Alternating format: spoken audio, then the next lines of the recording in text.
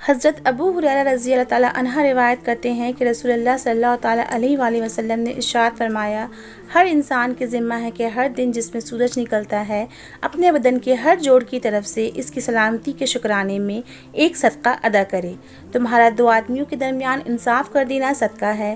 کسی آدمی کو اس کی سواری پر بٹھانے میں یا اس کا سامان اٹھا کر اس پر رکھوانے میں اس کی مدد کرنا صدقہ ہے۔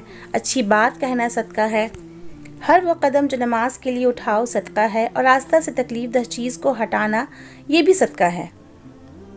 حضرت سعد رضی اللہ عنہ نبی اکرم صلی اللہ تعالیٰ علیہ وآلہ وسلم کی خدمت میں حاضر ہوئے اور پوچھا کہ سب سے افضل صدقہ آپ کے نزدیک کون سا ہے؟ نبی اکرم صلی اللہ تعالیٰ علیہ وآلہ وسلم نے ارشاد فرمایا، پانی پلانا۔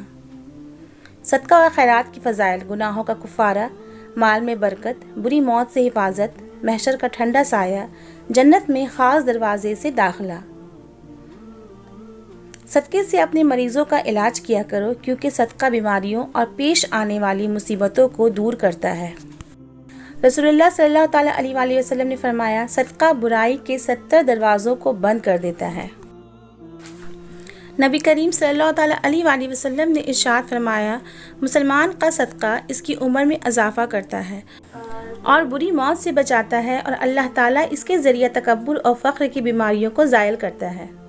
بہرے سے تیز آواز میں بات کرنا صدقہ ہے۔ ثواب کی نیت سے اپنے گھر والوں پر خرچ کرنا صدقہ ہے۔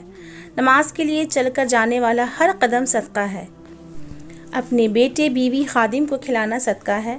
سبحان اللہ کہنا صدقہ ہے۔ جمعہ کے دن صدقہ کرنے کا دگنا اجر ہے۔ صبح کا آغاز صدقے سے کیا کرو، کیونکہ مصیبت صدقے سے آگے قدم نہیں بڑھاتی۔